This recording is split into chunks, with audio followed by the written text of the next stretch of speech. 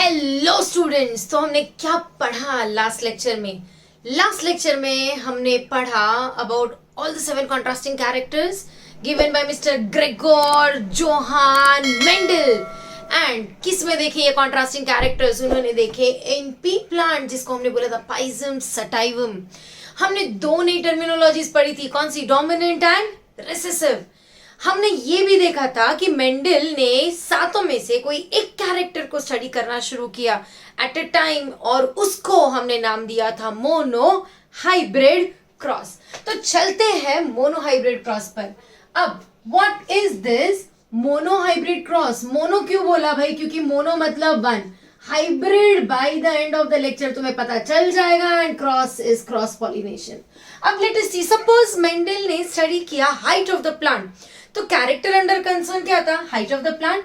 और height of the plant के लिए दो ही ऑप्शंस है, या तो प्लांट है टॉल या तो प्लांट है ड्वार्फ। ओके, अब मेंडल करना क्या चाहता था? टॉल और ड्वार्फ के बच्चे बनाना चाहता था। मतलब टॉल और ड्वार्फ क्या बन गए? वो बन गए parent of the first generation, उसको हम बोलेंगे P1 जनरेशन, मतलब पेरेंट 1 जनरेशन। अभी लास्ट लेक्चर में हमने देखा था that tall is dominant and dwarf is recessive. तो हमने टॉल के लिए क्या सिंबल्स यूज किए थे? Capital T, right, and capital T. अच्छा, क्यों दो बार कैपिटल टी लिखा हमने? क्योंकि हमें पता है that genes are present in pairs, right. अच्छा, ड्वार्फ के लिए क्या लिखोगे? Small D. सोचो क्या क्या लिखा था हमने देखा था ड्वार्फ के लिए हमें लिखना पड़ेगा small T, small T. Are you able to understand? अब हमने देखा दैट मेंडल ने लिया एक टॉल प्लांट और एक ड्वार्फ प्लांट। अब टेल मी, क्या हमें आंखों से दिखता है कैपिटल टी, स्मॉल टी? नहीं। डू यू रियलाइज ये तो सिर्फ सिंबल्स है जो हम मेंडल के एक्सपेरिमेंट्स को रिप्रेजेंट करने के लिए यूज कर रहे हैं। Getting my point? तो मेंडल को कोई आंखों से कैपिटल टी, स्मॉल टी ऐसा कुछ नहीं दिखता था। मेंडल करता क्या था? Let us just see how he was actually performing the practical. Okay, अब मेंडल ने लिया एक टॉल प्लांट और मेंडल ने लिया एक ड्वार्फ प्लांट। अब टेल मी, प्लांट में क्या है जो रिप्रोडक्शन के लिए यूज होता है? फ्लावर। तो can I say that tall plant में एक फ्लावर होगा और एक ड्वार्फ प्लांट में फ्लावर होगा, और मेंडल इसके बीच में रिप्रोडक्शन करवाएगा। अबे हर एक फ्लावर में होगा एंड्रोशियम और गाइनोशियम, मतलब मेल और फीमेल पार्ट्स होंगे, राइट। अब इमेजिन मेंडल को सपोज टॉल प्लांट को बनाना है मेल और ड्वार्फ को बनाना है फीमेल। क्यों भाई? क्योंकि रिप्रोडक्शन में वन चाहिए मेल तो दूसरा चाहिए फीमेल। तो do you realize that sexual reproduction में, hear it clearly, okay? Sexual reproduction में सबसे पहले क्या बनेगा? गमीट। दैट इज क्या बनेंगे? मेल और फीमेल गैमेट। मेल गैमेट बनेगा कहाँ? यहाँ पे एंड्रोशियम में। फीमेल गैमेट बनेगा कहाँ? गाइनोशियम में। जब मेल गैमेट बनेगा तो वो मेल गैमेट कहाँ होगा? पोलन ग्रेन के अंदर। और फीमेल गैमेट कहाँ होगा? ओव्यूल के अंदर। याद आ रहा है?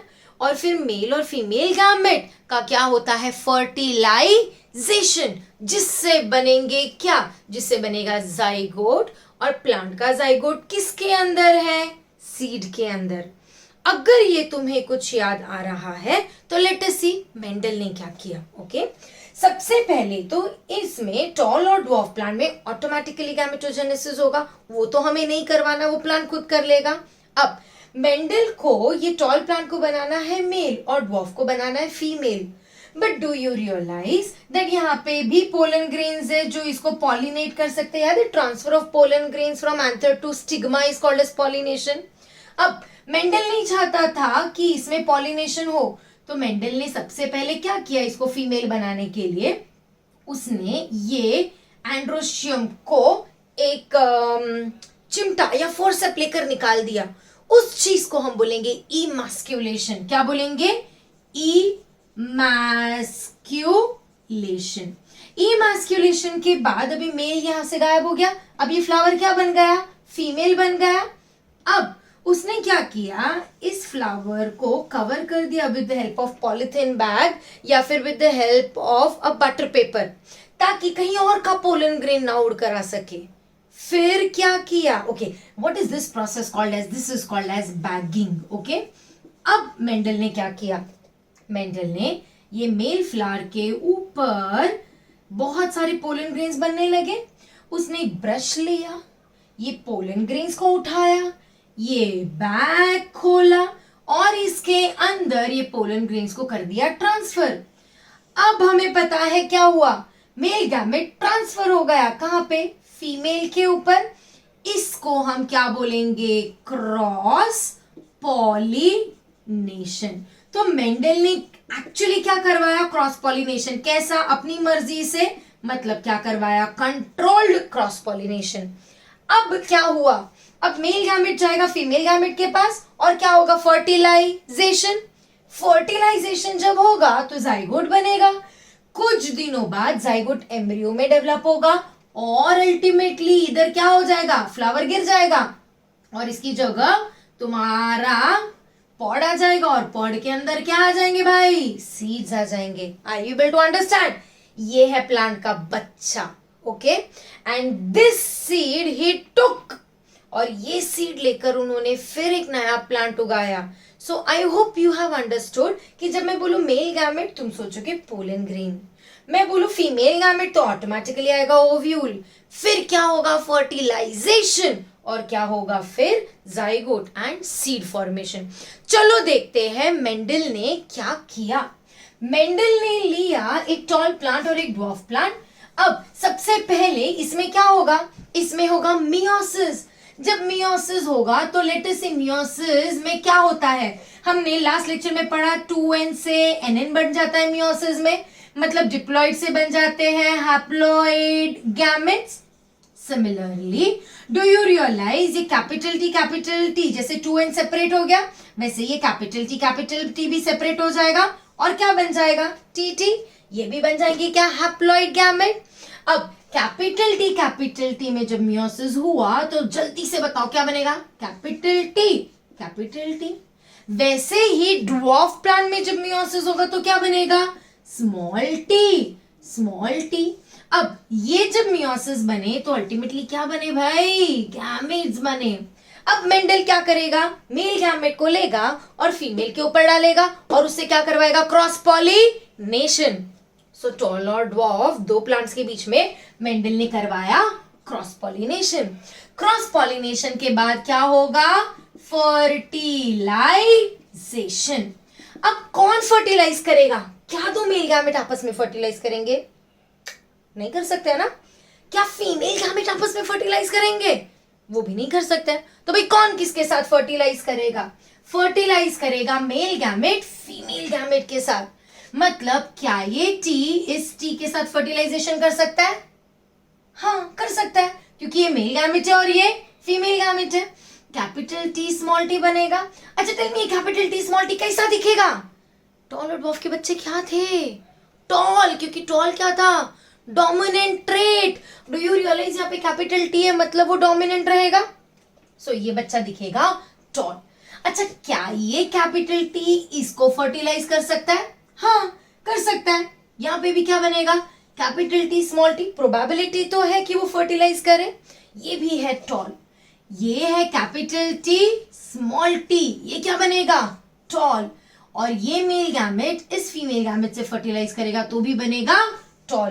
तो तुम्हें बस इतना याद रखना है कि मेल गैमेट को फीमेल गैमेट से फ्यूज कराना है। ओके, अब ध्यान से देखो, सारे के सारे बच्चे टॉल टॉल टॉल टॉल, ये बच्चे हैं ना इनके, तो इसको हम बोलेंगे first filial generation. First filial generation is also called as F1 generation. Okay? अब यही तो मेंडल कहना चाहता था कि टॉल और ड्वार्फ के सारे बच्चे हमेशा क्या बनेंगे, टॉल, और हमने देख भी लिया, यही मेंडल ने किया। बट अभी ध्यान से सुनो। ओके, ये भी टॉल है और ये भी टॉल है, देखो देखो फिर से, ये भी टॉल है और ये भी टॉल है। डू यू रियलाइज दिखने में दोनों टॉल है, दिखना मतलब क्या? Physical appearance, right? Physical appearance के लिए हम एक नया वर्ड इंट्रोड्यूस करेंगे जिसको हम बोलेंगे फिनोटाइप। फिनोटाइप मतलब फिजिकल अपीयरेंस। अभी दिखने में या तो प्लांट है भाई टॉल, या तो प्लांट है ड्वार्फ। इतना समझ में आया? अब ये भी टॉल है और ये भी टॉल है, बट दोनों में क्या डिफरेंस है? कैन यू सी दोनों की जीन्स अलग अलग है। यहां पे कैपिटल टी और यहां पे कैपिटल टी स्मॉल टी, मतलब इनका जेनेटिक कॉम्पोजिशन अलग है। और जेनेटिक कॉम्पोजिशन के लिए वर्ड हम यूज करेंगे जीनोटाइप। जीनोटाइप मतलब जेनेटिक कॉम्पोजिशन। अब जीनोटाइप में क्या है? या तो अंदर हो सकता है कैपिटल टी, या तो हो सकता है कैपिटल टी स्मॉल टी, या तो हो सकता है भाई स्मॉल टी। अब टेल मी, अगर अंदर है कैपिटल टी तो क्या दिखेगा? Plant tall. अगर कैपिटल टी स्मॉल टी है तो भी क्या दिखेगा? टॉल, क्योंकि capital T is a dominant allele. और स्मॉल टी तो क्या दिखेगा? ड्वार्फ। तो अब मुझे बताओ कि फिनोटाइप डिटरमाइंस द जीनोटाइप या जीनोटाइप डिटरमाइंस द फिनोटाइप? मेरे अंदर XX क्रोमोसोम है इसीलिए मैं लड़की हूं, या मैं लड़की हूं इसीलिए XX क्रोमोसोम है। Getting my point?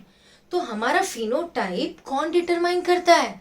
हमारा जीनोटाइप। हमारे अंदर कौन से जीन्स प्रेजेंट है वो बताएंगे कौन सा कैरेक्टर दिखेगा। ओके, अब और दो नई टर्मिनोलॉजीज देखते हैं।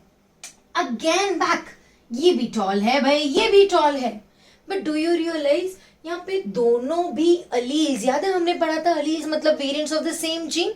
यहाँ पे दोनों भी अलील्स सेम है, मतलब देयर इज कैपिटल टी। ऐसे जीनोटाइप को हम बोलेंगे होमोजाइगस।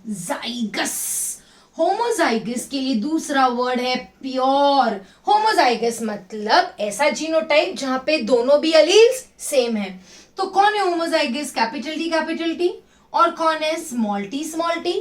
अब चलते हैं और देखते हैं, यहां पे कैपिटल टी है, पर यहां पे क्या है? कैपिटल टी स्मॉल टी, मतलब इनके दोनों भी अलील्स अलग अलग हैं। अलग अलग के लिए वर्ड आएगा हेटेरोजाइगस। हेटेरोजाइगस को हम बोलेंगे इम्प्योर नहीं, हम बोलेंगे, हम यूज करेंगे एक वर्ड जिसका नाम है hybrid. Are you able to understand? तो हेटेरोजाइगस में कौन है? Capital T small T. Okay, अब दिख रहा है डिफरेंस इसके और इसके बीच में? क्या डिफरेंस है? डू यू रियलाइज भाई? ये है प्योर टॉल, मतलब ये है होमोजाइगस टॉल। तो हमने क्या लिए भाई? होमोजाइगस पेरेंट्स लिए, और हमें जो मिला F1 जनरेशन वो कैसा मिला? हाइब्रिड। तो ये है हमारा हाइब्रिड टॉल। इतना समझ में आया? यहां हमने अपना पहला लॉ ऑफ इनहेरिटेंस देखा। हमने देखा whenever we take two homozygous parents having contrasting characters, the F1 generation expresses only one trait, और ये जो ट्रेट, ये जो एक्सप्रेस होगा F1 जनरेशन में, वो कौन सा होगा? Dominant trait. इस लॉ को हम बोलेंगे law of dominance. Are you able to understand? अब अगर हमें लॉ ऑफ डोमिनेंस समझ में आया है तो थोड़ा एक कॉमन सेंस का क्वेश्चन आंसर करो। सोचो, टॉल और ड्वार्फ के सारे बच्चे अगर हमेशा टॉल होते हैं तो भाई ड्वार्फ कैरेक्टर आता कहां से आता है ये ड्वार्फ कैरेक्टर? टॉल और ड्वार्फ के सारे बच्चे हमेशा टॉल। सोचो, ड्वार्फ का कैरेक्टर एग्जिस्ट करना चाहिए कि नहीं करना चाहिए? थोड़ा दिमाग लगाओ। अगर मैं ड्वार्फ और ड्वार्फ के बच्चे बनाऊं तो क्या मुझे ड्वार्फ कैरेक्टर मिलेगा? परफेक्ट मिलेगा। पर ये भी सोचने वाली बात है कि टॉल और ड्वार्फ के बच्चे भले ही टॉल है, कहीं ना कहीं तो बेचारा ड्वार्फनेस का अलील प्रेजेंट है या नहीं है? है, भले ही अभी नहीं दिख रहा है, बट क्या ये कभी नहीं दिखेगा? दिखेगा या नहीं? क्या इनके बच्चों में ड्वार्फनेस का कैरेक्टर आएगा या नहीं? सोचो, कोशिश करो करने की। देती हूँ तुम्हें 2 मिनट, थोड़ा ज्यादा हो गया, 30 सेकेंड्स। देखो क्या इन दोनों के बच्चों में कोई ड्वार्फ बच्चा बनता है या नहीं? फटाफट करके देखो।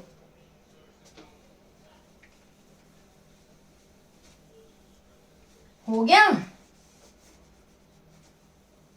बढ़े आगे, मिले कुछ रिजल्ट्स। चलो देखते हैं। अब मेंडल ने बोला कि क्यों ना मैं इसके बच्चे बनाऊं, क्योंकि वो तो कहीं रुकने वाला था नहीं। तो मेंडल ने क्या किया, मेंडल ने F1 जनरेशन को बना दिया parent of the next generation, जिसे हम बोलेंगे P2 जनरेशन। P2 जनरेशन में मेंडल ने लिए प्लांट्स में capital T small T.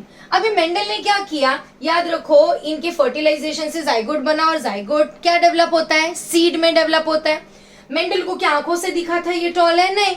Mendel ने क्या किया था, ये सीड्स कलेक्ट किए थे और ये सीड से प्लांट उगाया था और देखा दैट ये प्लांट कैसा है, टॉल है। अब मेंडल ने लिया कैपिटल टी स्मॉल टी वाला सीड, तो उसके पूरे प्लांट में क्या जीन्स रहेंगे, कैपिटल टी स्मॉल टी। हमारे पूरी बॉडी में सिमिलर जीन्स रहते हैं।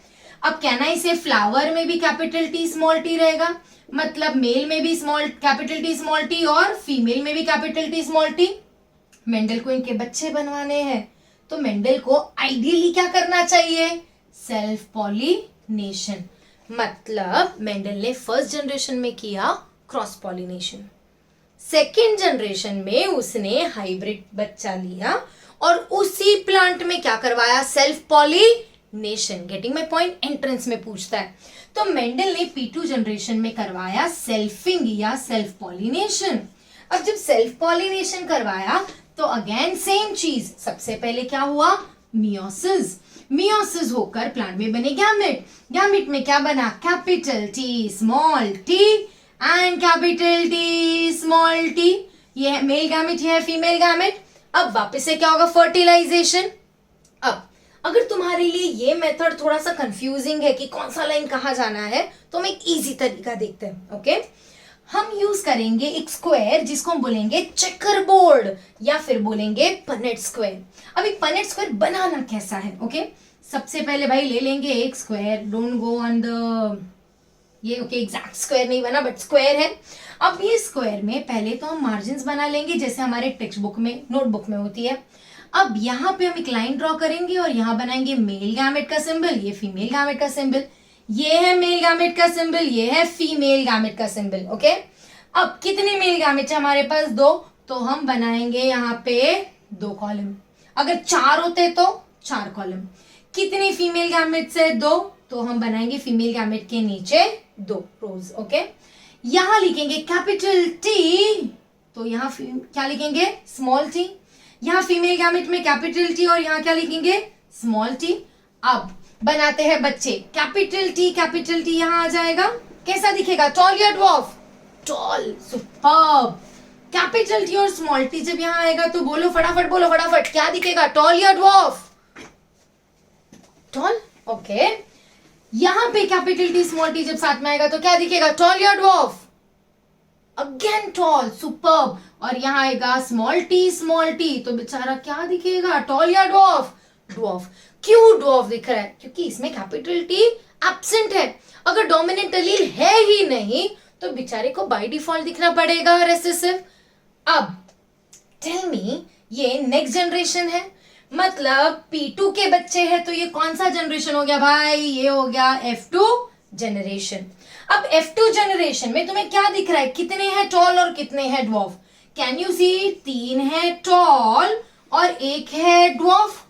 तो टॉल इज टू ड्वार्फ का रेशियो क्या हो गया, 3:1। बट टॉल और ड्वार्फ तो हमें दिख रहा है, मतलब क्या है, फिनोटाइप है, तो ये कौन सा रेशियो हो गया, ये हो गया फिनोटिपिक रेशियो। क्या हो गया, फिनोटिपिक रेशियो। अब देखते हैं रेशियो ऑफ जीनोटाइप। अब जीनोटाइप में या तो है कैपिटल टी, या तो है कैपिटल टी स्मॉल टी, या तो है स्मॉल टी। चलो बोलो कितना, capital T 1, capital T small T 2, small T 1। तो what is this ratio, this is the ratio of genotype. क्या बोलेंगे इसको, जीनोटिपिक रेशियो। इतना समझ में आया। So what is the phenotypic ratio, 3:1। कौन ज्यादा दिखेगा, डोमिनेंट या recessive, dominant. What is the genotypic ratio, 1:2:1। और कौन सा ज्यादा दिखेगा, डू यू रियलाइज, हेटेरोजाइगस मतलब हाइब्रिड कैरेक्टर ज्यादा दिखेंगे। अब ये मोनोहाइब्रिड क्रॉस से F1 जनरेशन में हमें ये तो पता चल गया that there is something called as dominant and law of dominance, but यहाँ पे हमें और एक लॉ मिलेगा। कम ऑन टेल मी, ये जो है स्मॉल टी ये यहाँ पे अपीयर हुआ कैसे, क्यों अपीयर हुआ या क्यों यहाँ ड्वार्फ कैरेक्टर आया? क्योंकि ये जब P2 में तुमने मियोसिस किया तो डू यू रियलाइज दैट ये दोनों अलील सेपरेट हो गए? भले ही यहाँ पे कैरेक्टर दिख रहा है टॉल, बट ये जो स्मॉल टी मतलब रेसेसिव का अलील है, क्या ये मिक्स हो गया कैपिटल टी के साथ? नहीं. डू यू रियलाइज जब यहाँ मियोसिस हुआ इन द नेक्स्ट जनरेशन, ये दोनों क्या हो गए? सेपरेट. इस सेपरेशन को हम बोलेंगे सेग्रीगेशन, और यहां मिलता है हमें सेकेंड लॉ जिसका नाम है law of segregation. Law of segregation की वजह से ये दोनों सेपरेट हो गए, तभी तो ये स्मॉल टी साथ में आकर ड्वार्फ कैरेक्टर बना पाए. लॉ ऑफ सेग्रीगेशन को हम और एक नाम देते हैं, इसे हम बोलते हैं law of purity of gametes. याद रखो, हमेशा जब भी गैमेट फॉर्मेशन होगा, एक गैमेट में दोनों भी अलील्स कभी साथ में जाते नहीं है. मतलब किसी भी गैमेट में कैपिटल टी स्मॉल टी साथ में नहीं जाएगा. A gamete will always be pure for a character, and that is the reason we say that there is law of purity of gametes, which is also called as law of segregation. So we have finished with monohybrid cross. We have seen law of dominance. We have seen law of segregation. अब तुम अगर Mendel होते तो तुम क्या यहीं रुक जाते? ऑफ कोर्स नहीं. तुम ये सेम चीज करके देखोगे बाकी के कैरेक्टर्स के लिए, और फिर क्यों ना 2 कैरेक्टर्स एट अ टाइम करके देखें. पढ़ेंगे about the next cross in the next lecture. सोचो.